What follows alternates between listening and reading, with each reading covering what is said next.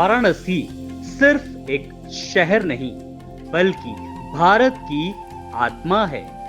यहाँ की गली गली में बसती है कला, संस्कृति और परंपरा की गूंज। लेकिन एक वक्त ऐसा भी था जब बनारस की पारंपरिक काष्ठ कला विलुप्त होने की कगार पर पहुंच गई थी। कारीगरों के हाथों में हुनर तो था, मगर उनके सपनों के लिए कोई मंच नहीं था। ये हमारी काष्ठ कला जो है काफी पुरानी आर्ट है, जो कि जिसमें मशीन का प्रयोग बिल्कुल नहीं है और ये केवल हाथ द्वारा बनाई जाती है। और ये इतनी पुरानी आर्ट है, पहले हम इस आर्ट को चंदन पे करते थे, चंदन की लकड़ी पे। जब चंदन खत्म हुई तो वो आर्ट विलुप्त की तरफ जा रही थी, तो हम उसको जो है कैमा की लकड़ी पर उस कला को बचाए। वो कहते थे सामान बना लिया लेकिन बेचे कहाँ, ऑर्डर लाएं कहाँ से और पेट भरें तो कैसे।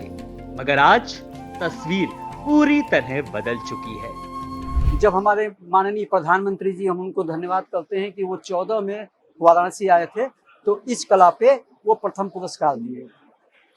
अब प्रधानमंत्री जी ने जब प्रथम पुरस्कार दिए तो इससे हम शिल्पियों का जो है हौसला बढ़ा और हम जो है इस काम में फिर से जो मन बनाए थे कि हम भी अब जब सारे आर्टिजन इस कला को छोड़ के चले गए तो हम भी अब इसको कब तक रखेंगे। मगर वो माननीय प्रधानमंत्री जी से हौसला मिला कि हम अब इस काम को और बेहतर करेंगे, क्योंकि माननीय प्रधानमंत्री जी ने कहा कि इस कला को और ऊपर ले जाइए। अब प्रधानमंत्री जी ने जब कह दिया तो अब लेकिन परंतु तो रह नहीं गई और हम जुड़े रह गए।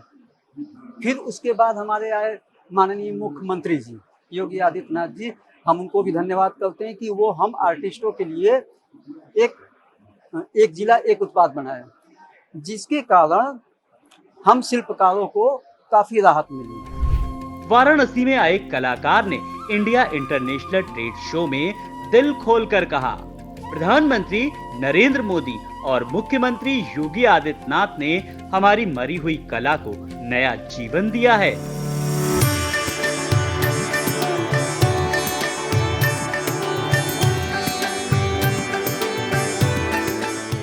जो कला खत्म हो रही थी, आज वही कला हमारे लिए नया मिशन बन चुकी है। कारीगर बताते हैं मोदी और योगी सरकार की योजनाओं ने उनकी जिंदगी बदल दी।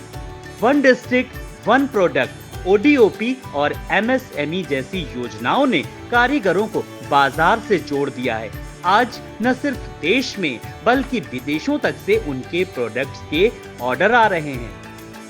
इतने एग्जीबिशन होते हैं ओडीओपी से कि हम उसको जब भी एग्जीबिशन होती है, हमारी बुलाहट होती है इस कला के माध्यम से, तो हम एग्जीबिशन में जाते हैं तो वहाँ हमारे कला को लोग काफी पसंद करते हैं और खरीदारी भी करते हैं।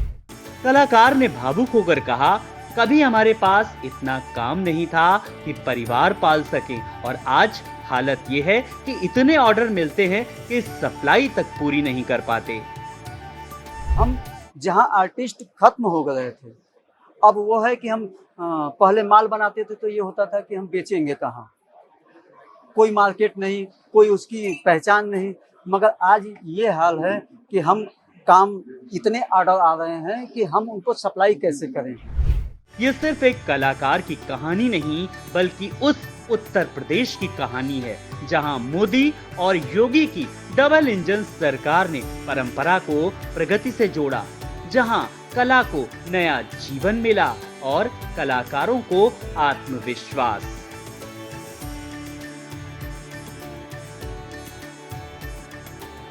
आज कारीगरों को रोजगार ही नहीं, पहचान भी मिली है।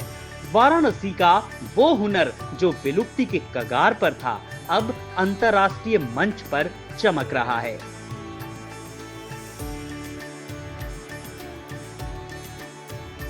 वाराणसी का ये उदाहरण पूरे उत्तर प्रदेश और भारत को संदेश देता है कि कला और कलाकार सिर्फ परंपरा नहीं बल्कि आत्मनिर्भर भारत की ताकत हैं।